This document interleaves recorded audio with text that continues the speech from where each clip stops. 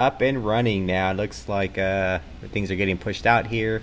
Not sure if Jacob, you see anything yet, or kind of on your side there, and what there, but yeah. So today we are another day. I'd rather be fishing, but it sounds like it's getting closer. We're getting there. It seems like we made some progress over the last few days, and people, it's fishing's going to start opening up here and getting pretty relaxed. So hopefully we can continue doing these shows, and hopefully people are still not tuning in. But today we're going to talk to Mr. Steve Brown himself, the man behind the broken back. So welcome. Thanks for coming on to our show today, Mr. Brown. Well, thank you for having me, and I am not Mr. Brown. That's my dad. Oh yeah, so I think we'll talk about that a little bit here. So Steve, you're the man behind the broken backs here, and I guess how long have you been doing this? Since I was 9. My dad started this when I was like 9 years old. We started making creepy crawlers. Remember that stuff is old. Like it was back in the 70s when they didn't care about child safety. Back in the days of lawn darts and basically the bag of glass that they give you at Christmas. They had this thing called creepy crawlers. It was basically worm plastic and a hot plate and these little metal molds, and you squeeze the stuff in there, and it was like making the plastic we make now. And yeah, that was a toy they gave you for Christmas. Yeah, I remember that. I mean, I think those were like when I used to come out. They were kind of on the older side here too, and I think, but some of my buddies still played with them growing up. So that's how you got started, huh? Well, my dad started making shrimp tails because they used to commercial fish and they couldn't find shrimp one year, and there was one company that sold a shrimp tail called Boone, I think was the name of it. It was a single little bitty shrimp tail, and they were looking through a magazine and saw this company advertised a make your own bass worm kit. It was basically a little electric hot plate, a tin pan, a half a gallon of worm plastic, and some colors and some glitter, and a one-sided long bass worm mold, one of those long, skinny worms, long, funky tail. And they saw that and said, wow, we could probably make a shrimp like that. And they tried a couple of different ways, and Dad ended up carving one out of wood. And, really?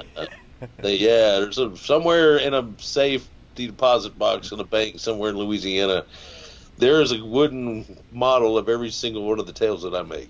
Really? Wow. Carved wood, the actual the one. That's it. There is one. There's a shrimp tail, there's a shad tail, there's the finger mullet. Every one of the tails that I'm pouring now, every one of those molds we have, with the exception of every one of the molds that's the tail molds are molds that he made. We didn't buy those molds.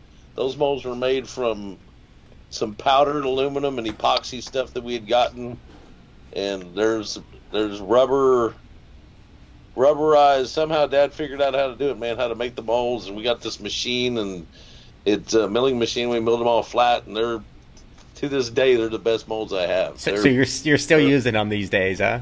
Oh, yeah, at first we were using one of the first molds. They were these flat two plates that went together, and he machined them all to where they were very flat so they wouldn't flash, because if you pour the hot plastic in there and not tight, out, yeah, it'll flash out. You'll get that weird shit, the stuff around the sides. You got to clean it off, and it's a pain, so it cuts into your time.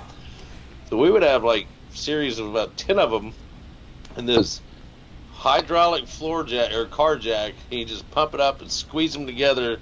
And we had metal plates every third mold that water circulated through to keep the temperature down, because the plastic's like 300.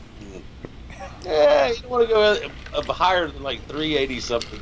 Then it gets weird. But below 380 is really weird. But after 380, it's not good. It's a bad day. And we had this big Pyrex measuring cup and big glove, man. It's 370-degree plastic, and basically everything we use is homemade. All of our tools are made there. All the molds, but he would take it and he'd crank it down in there, man. He got good at pouring syrup. You just pour it in the hole and stick it back in the microwave. pull them out and put them in this. We had an igloo with wheels on it, no lid, full of water. And you just take them off and chunk them in there. For some reason, we thought that made them cool faster. Now we don't. And so, what years is this? I mean, how old are you when you're helping your dad do this? Like, His very, very first real customer was 1974. okay. And there's a picture of him somewhere. I've sent it to Fabian. He's got it. Is that the picture? Yeah, that's Mr. Snell. He was down in Port Mansfield. If you look at that picture, it looks like an old man with a bunch of fish. Then you look closer, and it's one old man with a bunch of big, huge trout. You're like, holy mackerel. But that man caught all those fish by himself using the same shrimp tail that I'm making today. Wow. And, probably, awesome. That's same mold. Yeah, that's one thing that's pretty amazing, right? It's like what worked, so many years ago is still, you don't have to get too sophisticated, too complicated, right? It's just rather, get out. Just, they came to Dad. They said, we want a shad now, carving something out. So they went to him. All the stuff that we do, this is how I learned it. He never took any credit from it. It's all comes from the Bay. That's what he called those guys, the Bay. All the guys that come to him, they come to him and bring him his ideas, and we just turned it into what you guys want. It wasn't us. I don't get to fish, man. You guys won't let me. I love it in here. I got a pretty good catch ratio in the shop. I don't catch too much in the boat because But no, it's all ideas that you guys brought to us through the years, and it's part of the reason too that we never really went into the big stores. And his dad said, if I go, that would be cool. We could go, we'd be in the big store, but then you can't take care of the people that actually brought you here. You'd have it personalizes it. Yeah, and I don't want to do that, man. I like doing what I'm doing now, and I can discover new stuff. It's funny now. So we moved everything from their house in Houston to the house in Lake Charles 10 years ago. Then at the beginning of the year, we moved all of the bait business stuff from their house to the new shop, and I found so much stuff. I look at it like, I remember this. What did we use that for? And I'll pull it out and I'll go, what is that? And I'll use it, and I'll call Dad and like, hey, man, I found that thing. And I'll go, what thing? I'll go, that thing you built, that gray thing. And I'll go, the hell are you talking about? I was like, that, and I'll show it and go, I never used that. I was like, well, I'm using it all. He goes, for what? And I'll tell him and I'll go, well, that's a damn good idea. I didn't. Well, hell, look at that. And I've discovered all kinds of weird things. We've got there's a bunch of stuff down there too, man. When they did that deal 10 years ago, it was for 3 baits. And a lot of people were confused that he sold the whole shop. He sold 3 baits. That's it. 3 baits in 10 years. And we've got all those plastics. Heck, I bet there's 10 or 12 different soft plastics out there alone, just those tails. And I decided, just for right now, I'd bring them back out because people really liked them. And like I said, I did that for a long time. We got lead heads. You were telling me about those lead heads, man. Yeah, well, one thing I learned from my father is if you find a good deal on it, buy all that you can. We can see there. We used to use these gold hooks, Mustad Aberdeen hooks. My favorite hook. I like it because it's like a needle. It's a wire hook. With that hook, like especially if you fish rocks or anything, you can go out there. And you ask the old guys, everybody's got I need those big, huge ring hooks. No, man, these things are better. You throw, if you get hooked on the rocks, you pull, and that hook will bend straight. You get your head back. You can take your pliers and bend it back straight, and that hook will work all day long. There you go. I got a few of those hooks. Yeah, we've got a bunch of those. So now you're putting them on jig heads yet? Not yet. You're working on that. I'm gonna make jig heads. I got all the molds and stuff from when we used to do jig heads back in the 70s and 80s. I'm like, you know what? I got a ton of lead. I got a machine. I got enough hooks to. Oh man, I don't think they've made that much lead yet. I got some hooks. All right. You'll be making jig heads for just your special customers. Yeah, I'm gonna make some jig heads, and I got jig heads. So we're gonna. That's another thing I used to do. I used to make tails. I pour lead heads for him. That's what I did for spending money.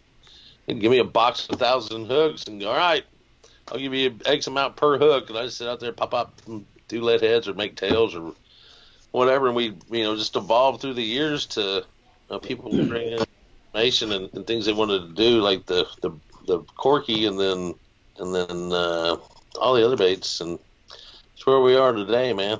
It's So what year did you actually get started with actually Steve's Lures? oh gosh, I guess that was about 7 years ago, 7 or 8 years ago. I was always helping Dad. Just he decided one day that, you know what, what was he, like 80, almost 80, 75, 80, wow. shit, I don't know. And he's 84 now, I think, 84, 85, 84. And it was like, that was a while back. Golly, he said, "You want to take this over?" I said, "I've been waiting for you to ask me that for a long time." Yes, sir. And then I said, "Let's go make a fish lure." He said, "Oh, no." Then he became Mr. Miyagi. Like, how so? No. Let me show you my ways. You don't get to push the button first. Wax on, wax off. What do we do with the wires? First, you clean the wires. Man, that's the worst job ever. Scraping the old plastic off of the wires that we paint the stuff with, and it sucks. It's the bottom of the barrel line. Yeah, it's you do everything, man. It was, golly, I bet it was 2 months before I got to push the button. Finally, and then it was like, check this, man. Yeah. He stood up my shoulder. You know what you're doing? Yeah, I know what I'm doing. I'm sitting there going, holy shit, I don't know what I'm doing. But I'm going to press the button. Because you don't want to kill the machine, because then you're done. And I treat her with the utmost respect, man. I approach the machine, rub her gently, give her the good plastic, turn her on, gently put the one switch on, man. And you got to listen to her. Oh, baby. Yeah, she's something else. How many hours are you in that booth before you start talking to her there, Steve? I sleep. I have much respect for the machine, because with the machine down, I'm done. I'm back in a microwave with a hot plate. Don't want to do that. Go back to it's, man. So one of the those snakes, those things with the fireworks and the little black things you light, they go. That's what that is. Full pitcher full of plastic when you hit 381 degrees. Damn. 381, man. And it gets funky fast. And you're just like, okay, open the doors. We're done for the day. A close call. Yeah, it's bad. But So tell us a little bit about the background you got there. Obviously, I mean, you got some old school videos out there. We were talking a little bit before the show about your Black Flag, and obviously, I mean, you're living like a very, I don't know if you're trying to remember some other days or kind of, tell us the story behind that stuff you got there. Oh, me? Man, I live in the shop. I live in my shop. I lived in this funky old house in Pasadena, and I kept getting those phone calls at night. I was getting ready for the show, the fishing show, and I'd never done one before, so I was freaking out, man. Making all this inventory, and I was in here late, and I went home one night. It was about, it's about a 45-minute drive from here. I got home and sat down, and this is bullshit, man. I should be working. So I drove back all the way back here and went back to work, and I started sleeping here, and one night I was in there painting late, and I got one of those We Buy Ugly Homes. I was like, I got an ugly home. You want to buy it? So I hit the call, and the guy he said, how much? You go first. And he went first. I said, wow, what do we do now? And the next thing I know, man, I'm in a closing office selling my house, and so I'm living in the shed. I'm like Carl in Sling Blade, man. I'm And how long ago was that? I mean, when did you make that transition? That was like the week before the fishing show. So as soon as I got out, I was supposed to go on a cruise the Saturday after I got out of the fishing show, and I was going, man. I was out. I was going fishing in Belize. I had a trip lined up. And then the Dos Equis virus came to town, and I was like, man, the news had my mom twisted up. She's like, you're gonna die. I'm like, oh man. And then no, you're not gonna die. Go. And I'm like, God dang. So this roller coaster, and finally Thursday, I'm like, that would be a stupid thing to do. I'm gonna cancel. So I canceled. And so I've been stuck here ever since then. I was gonna go get a trailer. I was gonna get me a travel trailer, so the next time a hurricane comes, I'll take my own damn house and leave. I'll go with her. I'll be fine, man. Nah, it's cool. I'm single, no wife, no kids that I know of. No dog, no cat. I might get a fish. I might get a fish. I might get a dog. Don't get a dog. Yeah. I might get a dog. Somebody to talk to tonight, man. You got your machine. Yeah. You got your baby right there, man. Huh? You got your That's your machine. machine. Oh, yeah, no. We've talked late into the night, man. Sometimes she just gets pissed off and wants to turn herself off, so I just turn her off. I walk out. Yeah, not tonight, babe. The only other one I get to talk to is the self checkout at Kroger. She's like, she's nice as hell until the end. Then she goes, "Give me some money." And if you don't give her, she's screaming. Typical. And then she gets man, you're in court. So I just Hey, now some of these colors, man, that you've been coming out with, like, is that something that you plan, something that you think of, like, okay, I'm going into this, particular bait with this color scheme, or is it something that kind of progresses into the color it becomes? I have people that ask me to do certain things, and I'll look up old baits, and I study a lot of videos and pictures. I got a lot of books with mullet and shrimp, and just look at the different color patterns and things that worked. Old baits that worked in the past, Yeah. like old color patterns, they're going to work now. They worked way back then. I mean, if you look in a 1978 Cabela's catalog, you look in a 2000 and whatever 20 Cabela's catalog, there's some things that are the same. Yeah. And there's some things that were back there forever. If you look at all those boom, all those, like, those little Fred Arbogast lures or whatever they were, I forget what the name, the jitterbugs and stuff. There's some color patterns that were consistent throughout the years, and I try to find those and change them. And some of the stuff that Dad used to do, and now technology's caught up, and there's things that we thought about doing in the past, and we just didn't know how to do it. And now I've got time, and I can sit out there and go, I wonder if I always wanted to do this. Let me try this. And I'll try it and go, damn, it worked. First time I did the glitter thing and made plastic shine, I was like, damn it. And I found it like 3 o'clock in the morning. I was like, I needed the sun to come up so I could see what it looked like. And then I couldn't wait to call my dad. I was like, wakey, wakey, old man. Wakey, wakey. It was like 6:30 in the morning. I'm like, come on, I know you're up. But I don't want to wake Mom up, so I waited till 8. Look at the picture. Yeah, sending technology to 80-year-old people with bad cell phones. You were telling me that your dad still goes out kayaking, huh? Oh, yeah. I mean, well, it's got a trolling motor on it. Let's not get all weird. I don't, man, 55-pound thrust trolling motor on the back of a Jackson big rig. It can It'll move. scoot. Yeah. And it's fun. That's the only way to go. He goes out crabbing on that thing. He's got like 9 little crab traps that he built that'll fit on the front of his kayak. And he'll get up in the morning and go check them, and he dumps them in the hole in the front. There's this bucket. He'll hit all 9 traps, and he'll come back, and he's got this big trap about the size of like a big cedar chest, but it's plastic chicken wire around a PVC frame.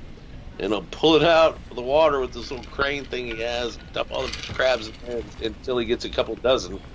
Then he's got his process, man. He's got his bucket, his burner, his propane tank. Let's go. He's got level where the water needs to be, a little plastic cup with exactly how much Zatarain's to put in there. It's already pre-programmed on his watch. He pushes the button, he walks away. When the buzzer goes off, he turns the fire off, goes to his bag, hits the button again. It's time to dump them out. Cleans them, bags them, puts them in the vegetable crisper bin in the refrigerator downstairs, and if you're lucky enough to go over at the right time of the week, you get some crabs. Good crabs. Not the kind of crabs you get at the Ocean Club by Hobson. Good crabs. Crabs you don't want to take home. Every kind of crab. You don't want to take them home. So I've been seeing a lot of your posts on Facebook and on Instagram here, and it seems like you're doing a lot of different colors now. It seems like you're playing around with new colors, or these are like custom orders. Like what are you guys doing right now? Old orders that I've had, and what I'm doing is each one's unique, I guess. You could say I try to load something different until I find something that if I find something that somebody really really likes, like they buy them all of a sudden. I'll make more of that color. And, some of them, pearl chartreuse bag, pearl pink, pearl black bag. Those are we've been doing those forever, and I'll continue to do those. But then there's new stuff. Like I've got new materials that are available to us now. We've been using, like, for example, my plastic supplier is also where I get all a lot of my other materials, my paint, my glitters, and some of my dyes and stuff. We've been buying from those guys. That's who had the ad in the magazine in 1973. I'm buying from the same people, the same family. Every piece of my bait, every piece of that broken back, every piece of the peanut, every piece of every one of my baits comes from here. Nothing's from China. My rattles are made by a funky old man somewhere in the east. You think I'm weird? That dude lives in an airport. And he's like some ex-Marine pilot. He's a smart dude. He'll get you on the phone and talk for like 2 hours and tell you all this really cool stuff. But he makes my rattles. They're all heat-treated Pyrex glass. I talked to him when he was actually pooping my 30,000 rattles out. Nice. And my wires are all custom bent and somewhere in the west, in the Midwest. Plastic comes from the same place it's come from for, 50 years almost. So there's a lot of like you said, it's one thing that stands out there is kind of you build relationships with people and you continue to build them, and these, like you said, these relationships go back years and years and years, and it's crazy. You have all these stories about these suppliers, and like you said, and one thing that you said was pretty funny. I thought was like, there's a lot of crazy people here, but you talk about fishing and you take people from all sides of life. And you talk about fishing, or in this sense, making lures to plastics or whatever, and everyone just like it's like a harmony. It brings people together. It's pretty amazing. It's funny. It's crazy. The girl that works with me, Melissa, she doesn't fish. She's just one of the people that doesn't fish, and I had to warn her about the fishing shows. That one or two people may say they've been to my mom and dad's house. And at the end of it, she's like, holy smoke, how many people have been to your mom and dad's house? Everybody that's come by the booth. It was, you'd meet a lot of different people. Everybody, if I had a penny for every time somebody said, man, I've been to your mom and dad's house, like, yeah, I know where that place is. It's the only place I knew growing up. That was my house, too. I lived there, too. Yeah, that's where I was from the hospital. A few people actually lived his whole entire upbringing in the same house here. It's not that doesn't happen in a big city. There's times where I'll bring up your name, and a lot of people tell me that's the way they used to buy their baits. We used to have to travel all the way to Paul Brown's house to go pick them up personally, and that was the normal way of doing it. Oh yeah. I still have people like one day I thought this guy was coming from Mansfield, Texas. I lived in Pasadena. Come in. I said, so I was San Antonio, and he goes, hell, I don't know. I came from Port Mansfield. I was like, holy crap. I'm driving back down there like, dude, I don't like doing that. I don't like going there and leaving like in 4 days. I got to stay for a week if I'm driving that far. Like, I put cruise control and I jump back on the freeway. I'm like, oh, man. Yeah, mail these things to you, dude. We got the U.S. mail service. I bet I can get it there as fast as you drove up here.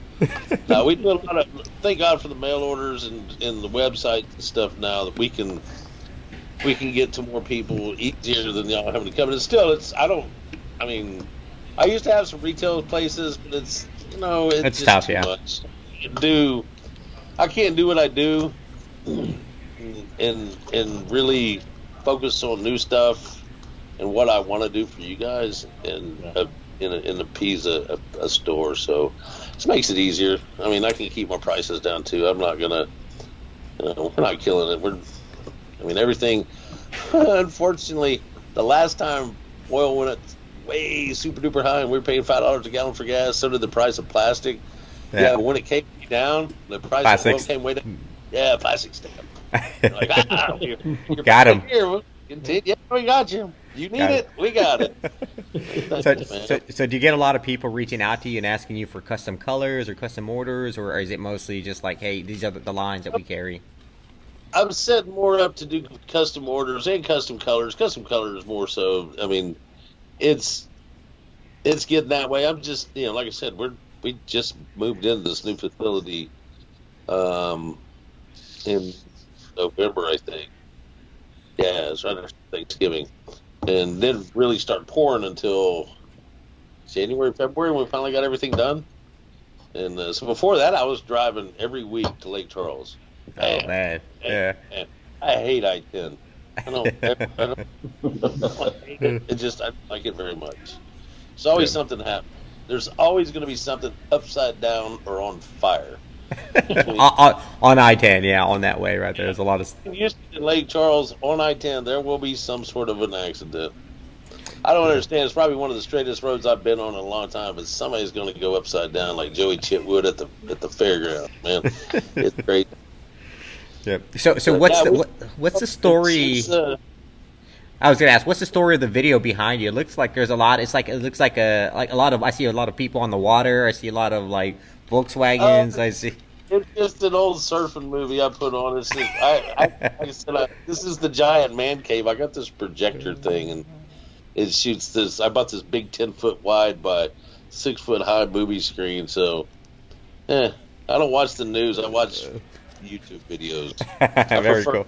videos over the news. I know what the news is going to tell you. We're all going to die. Stay at home. Stay at home. YouTube videos, you can actually watch people die or do stuff that make you think, damn, that guy's going to die. It's semi-entertaining as opposed to these people going, we're all going to die. So we do have a few questions here from people here. So Sam Chavez is asking. He recognized the black flag. Actually, he was talking about black flag, dead Kennedys, misfits, circle jerks. He almost thought that he was kind of coming back to. He thought it was a punk show. He was saying there. There it is, the dead Kennedys. There you go, Sam. And so he's asking about when's your first rock show? When was the first rock show that you went to?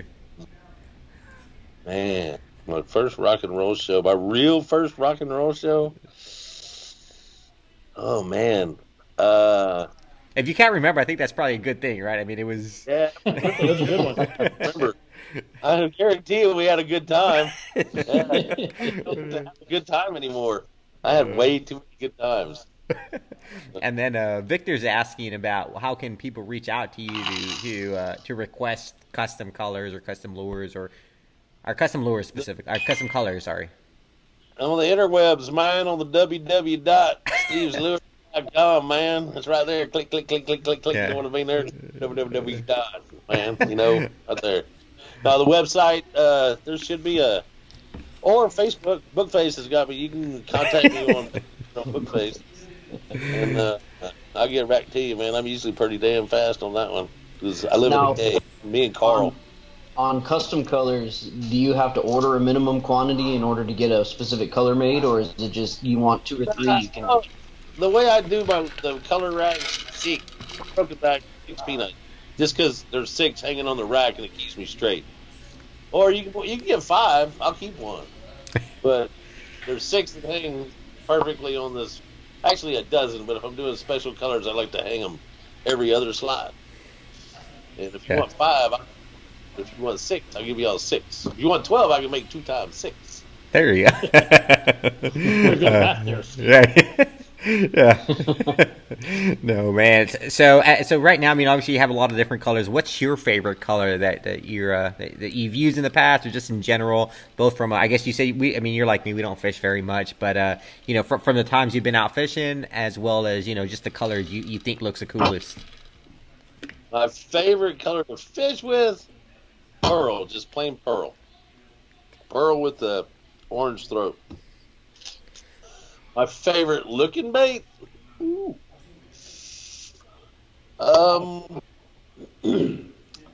Yet. I'm still making it. All right. So he said he's still making it. He said we're going to see it here pretty soon on his book face. Be determined. It's kind of like Zoolander. I can't talk about it, man. I haven't released it yet. If I talk about it, I'll get secret. It's top secret, man. So while you've obviously while we've had this like quarantine and people have been locked down, you didn't get to go on your cruise, so you've been locked in the shop and just kind of. What are you doing to stay sane then?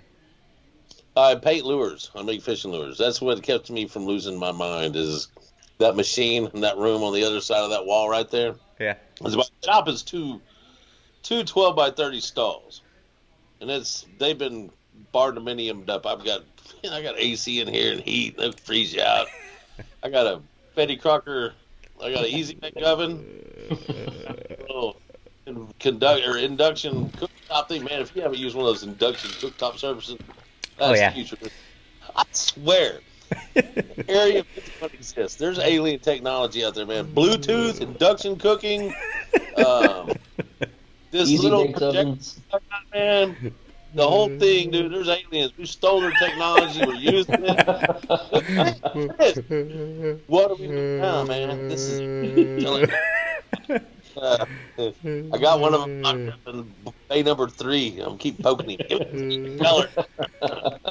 So Flip me off or not? He only has 3 fingers. I don't know if he's giving me the rod or telling me I'm number 1.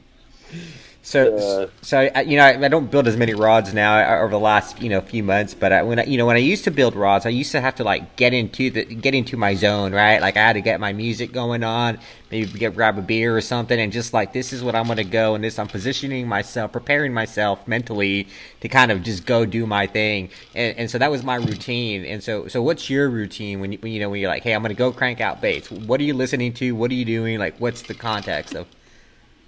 I usually have a fine Coca-Cola, the real one, huh? Yes. Or a Topo Chico, and then on music, I'm either depends. Either Pixies, Radiohead, Frank Zappa. So I used to listen to a lot of Pink Floyd, but I went through all Pink Floyd.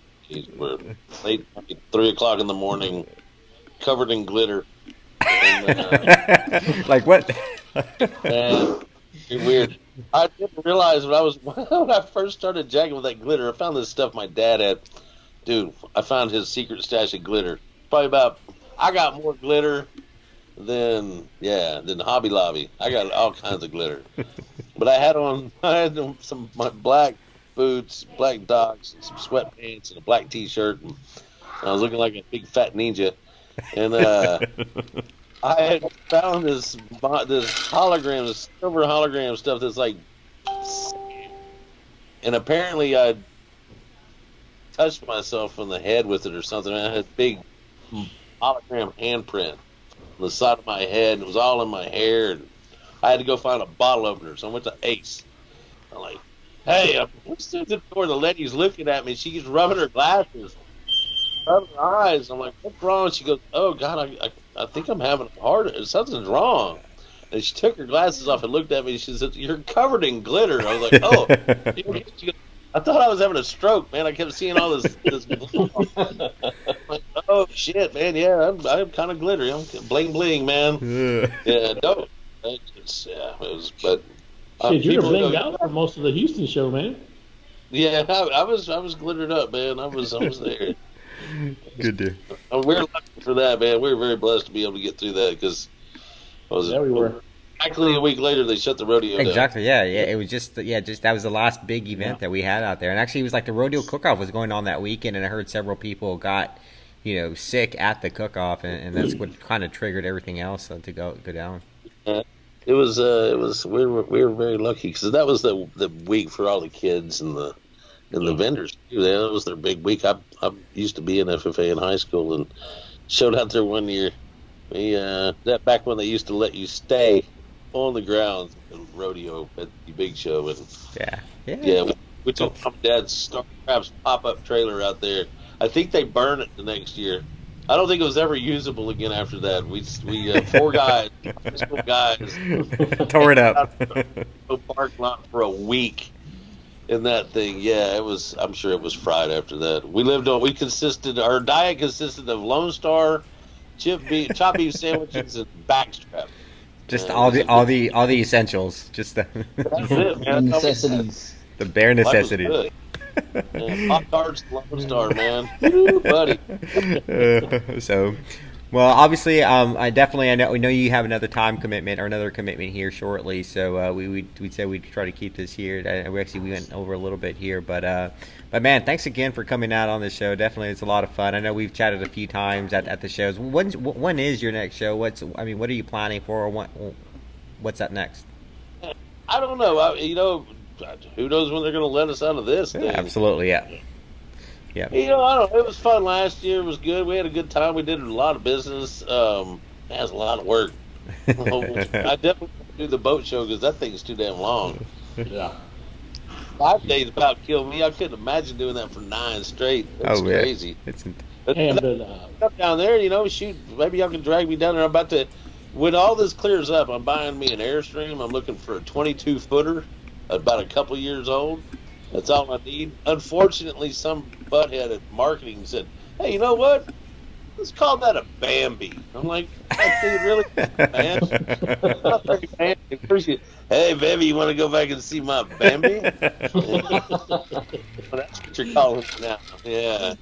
That's There my you little dope. Hey man, before we let you go, again, I appreciate you just taking part in that whole, custom color that we made for us.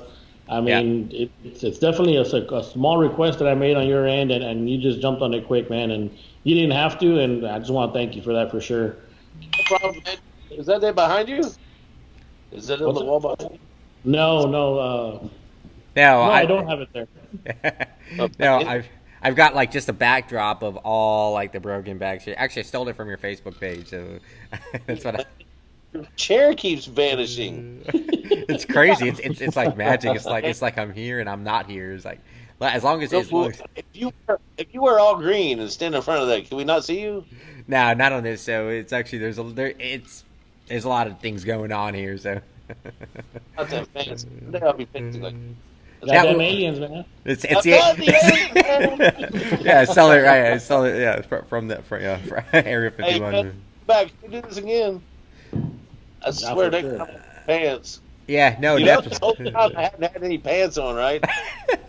I don't believe. Not even at the shop. You're supposed to wear pants during this? Nope, it's just all about that's Good. a prerequisite. But again, thanks again for coming out here, and we'll do this again shortly. And when all this thing gets back here, in the meantime, guys, go check out what's the website? www.steveslures.com And Facebook and Instagram, and buy some broken back, some or some Hey, custom. If you order before noon, they'll go out that day. There you go. There you go. Yeah. Wow. Order before noon, anytime between noon and noon, they should go out that day. All right. Well, again, That's thanks fast. thanks for everything. Thanks for all the help. Thanks for coming out here, and we'll talk again soon, man. Be All right, safe bud. out there, Steve. All right. Thank you. Have a great day. Thanks, you Yeah. too.